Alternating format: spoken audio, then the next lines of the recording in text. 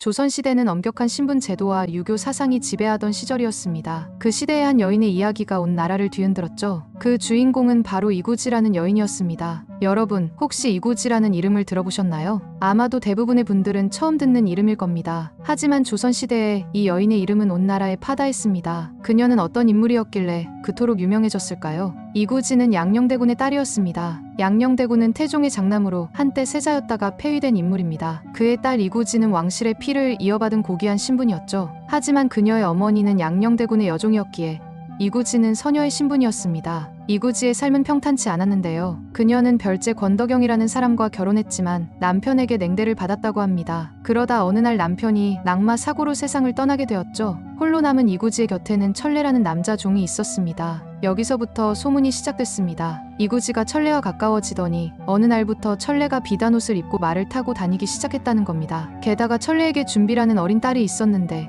이구지가 그 아이를 무척 예뻐했다고 해요. 소문은 눈덩이처럼 불어났습니다. 이구지가 천례와 동침을 했고 그 사이에서 딸이 태어났다는 이야기가 퍼져나갔죠. 상상해보세요. 왕의 증손녀가 자신의 종과 관계를 맺었다니 당시로서는 정말 충격적인 일이었을 겁니다. 이 소문은 곧 조정에까지 퍼졌습니다. 사원부의 허계라는 관리가 이 일을 문제 삼았는데요. 신분 질서를 무너뜨리는 일이니 엄중히 다뤄야 한다고 주장했죠. 그런데 이상한 일이 벌어졌습니다. 왕실에서는 오히려 이 일을 문제 삼은 허계를 처벌하려 했던 거예요. 왕실의 불미스러운 일을 세상에 퍼뜨렸다는 이유였죠. 하지만 많은 신하들이 반발했습니다. 차대부의 여인도 종과 연애하면 사형에 처하는데 왕실은 더 엄격해야 하지 않느냐고 주장했죠. 성종은 난처했을 겁니다. 한편으로는 왕실의 체면을 지키고 싶었을 테고 다른 한편으로는 법을 어길 수 없었으니까요. 이 사건은 한동안 잠잠해지는 듯했습니다. 하지만 몇 년 후 천례의 딸이 시집갈 나이가 되면서 다시 불거졌죠. 이구지가 천례의 딸은 양녕대군의 외손녀이며 왕실의 자손이다 라고 말했다는 소문이 퍼진 겁니다. 결국 이구지가 준비를 자신의 딸로 인정한 셈이 된 거죠. 사건은 점점 커져갔습니다.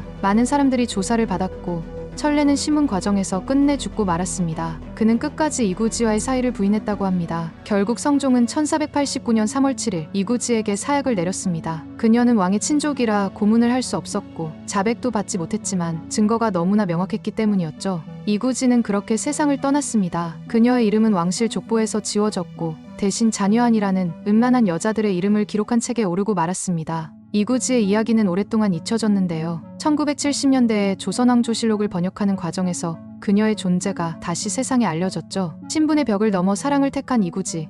그녀의 선택은 당시 사회에서 용납될 수 없는 것이었습니다. 여러분은 어떻게 생각하시나요? 이구지는 정말 음란한 여인이었을까요? 아니면 그저 사랑하는 사람과 함께하고 싶었던 한 여인에 불과했던 걸까요? 지금까지 자신의 종과 사랑을 했던 왕실의 여인, 이구지에 대한 이야기였습니다.